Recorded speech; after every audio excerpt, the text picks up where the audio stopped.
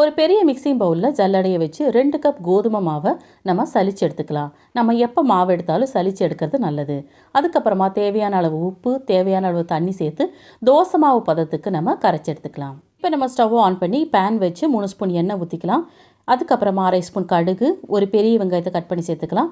2 பச்சை மிளகாய் சேர்த்துக்கலாம். கொஞ்சமாக கறிவேப்பிலைகளை சேர்த்துக்கலாம். இதை நல்லா வதக்கி அதுக்கப்புறமா ஒரு தக்காளி சேர்த்துக்கலாம். தக்காளியும் சேர்த்து வதக்கினதுக்கப்புறம் தேவையான அளவு உப்பு சேர்த்து நல்லா வதக்கிக்கலாம்.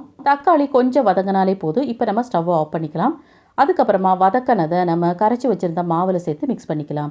அது கூடவே கொத்தமல்லி தலைகளையும் கட் பண்ணி அதில் சேர்த்துக்கலாம். இப்போ நம்ம வழக்கமாக தோசை சுடுற மாதிரி நம்ம சுட்டெடுக்கலாம். ஸ்டவ்வை மீடியம் ஃப்ளேமிலே வச்சுக்கோங்க. தோசைக்கு மேலே எண்ணெய் இதே போல் வார்த்து விட்டுக்கலாம். அதுக்கப்புறமா தோசை ஒரு சைடு நல்லா வெந்ததுக்கப்புறம் திருப்பி போட்டுக்கலாம். நம்மளுடைய கோதுமை தோசை எவ்வளோ சூப்பராக ரெடியாக இருக்குன்னு பாருங்கள். எப்போ போல் இல்லாமல் இந்த மாதிரி டிஃப்ரெண்ட்டாக செஞ்சு கொடுக்கும்போது எல்லாரும் ரொம்பவே விரும்பி சாப்பிடுவாங்க. தேங்க்யூ.